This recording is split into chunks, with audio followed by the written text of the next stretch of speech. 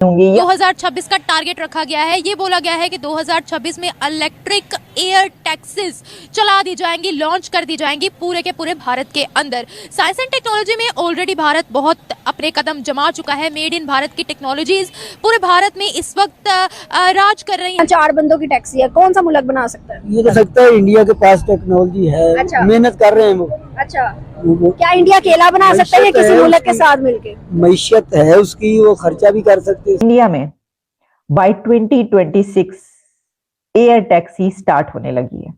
अब आप सोचेंगे एयर टैक्सी, तो आपने अक्सर इस तरह की एयर टैक्सीज या तो साइंस फिक्शन मूवीज में देखी है, और भारत में ये बताया जा रहा है कि 2026 तक एयर टैक्सी, जी हाँ, वो जो हवा में चढ़ती है ना, जी हाँ, एयर टैक्सी जो है वो चलनी शुरू हो जाएगी भारत में। और इससे जी 90 मिनट्स का जो डिस्टेंस है वो 7 मिनट्स में तय हो जाएगा। अब बहुत खुशी मनाई जा रही है, बहुत लोग मुबारकबाद दे रहे हैं, बहुत लोग हैरान हो रहे हैं, बहुत लोग परेशान हो रहे हैं। पाकिस्तान के अंदर रिसर्च वर्क नहीं होता, इनोवेटिव वर्क किसी किस्म का नहीं हो पा रहा। दूसरा, जो टेक्नोलॉजी हमारे पास, जो टेक्नोलॉजी वेस्टर्न कंट्रीज़ के अंदर लो जाती है आज, हाँ बिल्कुल, जो उसके बाद ख़त्म होने के बाद यहाँ पे फिर तब सीखना शुरू करते हैं कि हम, तो जब हम compete करते हैं, इंटरनेट का दौर है आजकल ग्लोबली, जब हम सब कुछ कर सकते हैं। आपकी तरक्की की रफ्तार कहां पर पहुंचेगी, इंडिया में तरक्की की स्पीड कहां पर पहुंचेगी जब वहां पर एयर टैक्सी बाय 2026 स्टार्ट हो जाएगी, ये आप सोच भी नहीं सकते। अभी उनकी तरक्की की रफ्तार ऐसी है कि पकड़ी नहीं जा रही, तो इसके बाद क्या होगा? बढ़ जाएगा। यहाँ पे कंट्रडिक्शन आएगी साइंस और इस्लाम की, देन इंशाल्लाह विल फॉलो इस्लाम, ठीक है। और व्हेन साइंस विल अगेंस्ट, ऐसे नहीं है, देखें साइंस अभी इस्लाम तक पहुँची नहीं है, ठीक है। साइंस को जितना एक्सप्लोर कर रही है वो इस्लाम के नज़दीक पहुँचती जा रही है ना। और जब वो इस्लाम की बेसिकली अब वो चीज़ें एक्सप्लोर कर रहे हैं, कुरान पाक में हर चीज़ बता दी गई है।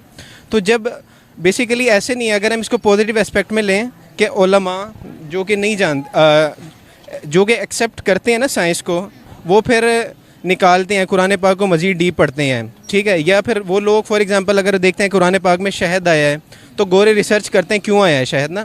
तो ऐसे नहीं है। बाद में कंप्लीट कर रहा था पिछली कि हमारी कम्युनिटी कैसी है, हमारी कम्युनिटी सो इंटेलिजेंट। हम बेसिकली क्या करते हैं, फ्रीलांसिंग करके बाहर लोगों के साथ काम करके हम उनको डेवलप करके देते हैं प्रोडक्ट्स ना, जितने प्रोडक्ट्स हैं हम डेवलप करके देते हैं और वो हमारे से काम करवाते हैं कि हम बिल्कुल थोड़े से पैसों में। एक तो जिद्दत को से इनकार करते हैं, उसके अपना रिसर्च वर्क नहीं करते। दूसरा, उसको एक्सेप्ट करने में भी सालों साल लगा देते हैं।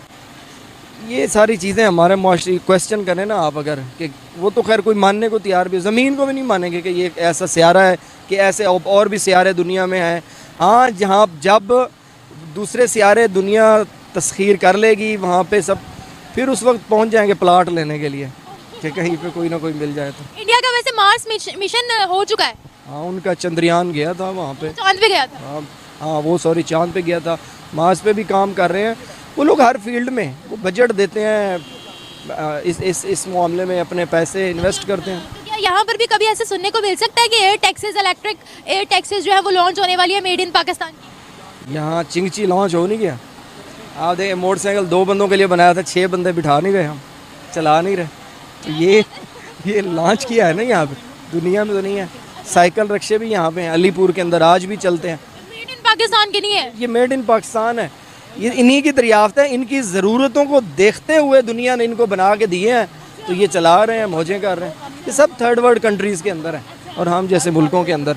बाकी आप जो जितने भी डेवलप्ड कंट्रीज़ हैं उनमें जाके देखें, उनमें ये चीज़ें थोड़ी हैं, वो सोफिस्टिकेटेड ज़रिए से उठते हैं। अब तो वो पेट्रोल से भी जान छुड़वा रहे हैं, जो हमारे मुस्लिम कंट्रीज़ जैसे गल्फ़ कंट्रीज़ हैं कि पेट्रोल के ऊपर, अब तो वो तो हाइड्रोजन पे चला रहे हैं, नाइट्रोजन पे। वो तो अपनी बसेस इलेक्ट्रिक कर रहे हैं सारी।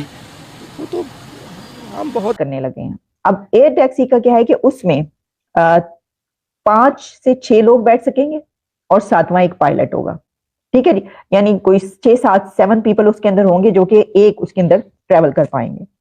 अच्छा, अब जो एयर जेट्स हैं उसके लिए जाहिर है उनकी खास कोई उसकी कैपेसिटी होगी, जो भी होगी वो भी हम आपको बताएंगे।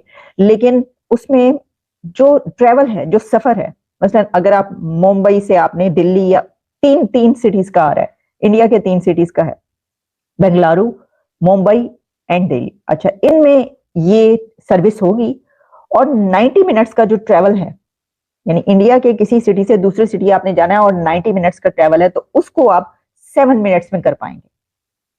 तो आप सोचिए कि फासले इंडिया ने कितने कम कर दिए हैं, कम करने जा रहा है कि आप घंटों पर जो सफर आपने करना है, ट्रैवल करना है, वो आप सिर्फ 7 मिनट्स में कर पाएंगे, 7 मिनट में पहुंच जाएंगे। तो आप सकता है इंडिया के पास टेक्नोलॉजी है, अच्छा। मेहनत कर रहे हैं वो। अच्छा, वो क्या इंडिया अकेला बना सकता है या मैशत किसी है मुल्क के उसकी। साथ मिलके? मैशत है उसकी, वो खर्चा भी कर सकते हैं, सब कुछ कर सकते हैं।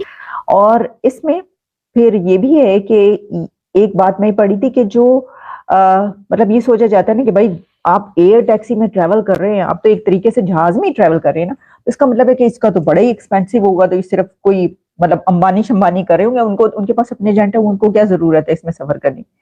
नहीं, उसमें यह है कि बड़े कंपैटिटिव जो प्राइस है और टिकट जो है वो ऐसी होगी कि कोई इतना वो नहीं है। ये भी बड़ी हैरानी की बात है। लेकिन इसका सबसे ज्यादा जो बड़ा फायदा है, एक तो मैंने आपको बताया कि जो ट्रैवल है उसकी स्पीड ज्यादा हो गई, तो आपने बड़े कम वक्त में अपना वो ट्रैवल कर लिया, तो आपकी टाइम की कितनी बचत हुई, एनर्जी की कितनी सेव की आपने, अपना जो अपनी एनर्जी भी और जो आप यूज करें एनर्जी वो भी। लेकिन इसी के साथ जो है वो इसके अंदर ये भी बात है कि बहुत ज्यादा ट्रैफिक होता है सड़कों पर।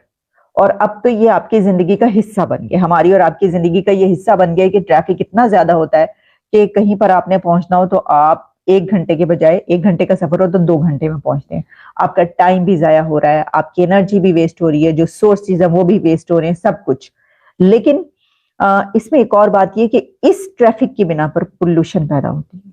और यही वजह है कि दुनिया के बड़े कंट्रीज जहां पर इतना ज्यादा ट्रैफिक है वो इतने पोल्यूटेड हो चुके हैं कि आप देखिए जो अब लाहौर और दिल्ली की जो बात आ रही है, सबसे ज्यादा दुनिया में पोल्यूटेड सिटी जिनको कहा जा रहा है, जिनकी हर डेली बेसिस पर हम देखते हैं कि एयर एनवायरनमेंट कैसा है। और यहाँ पर अगर आप देखें अमेरिका में तो इतना जबरदस्त एयर क्वालिटी है, सिर्फ यही नहीं और बहुत सारे कंट्रीज में, खासतौर पर वेस्ट में बहुत एयर क्वालिटी बेहतरीन है।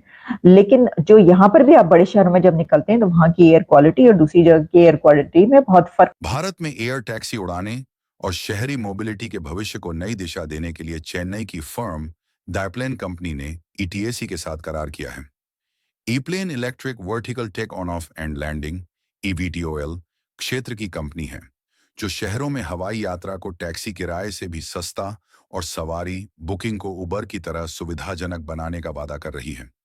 ईटीएसी गुड़गांव और नोएडा में वर्टिपोर्ट स्थापित करने के लिए पहले से ही जमीन तलाश रही है। इससे पता चलता है कि पहली एयर टैक्सी संभवतः राष्ट्रीय राजधानी क्षेत्र में ही उड़ेगी।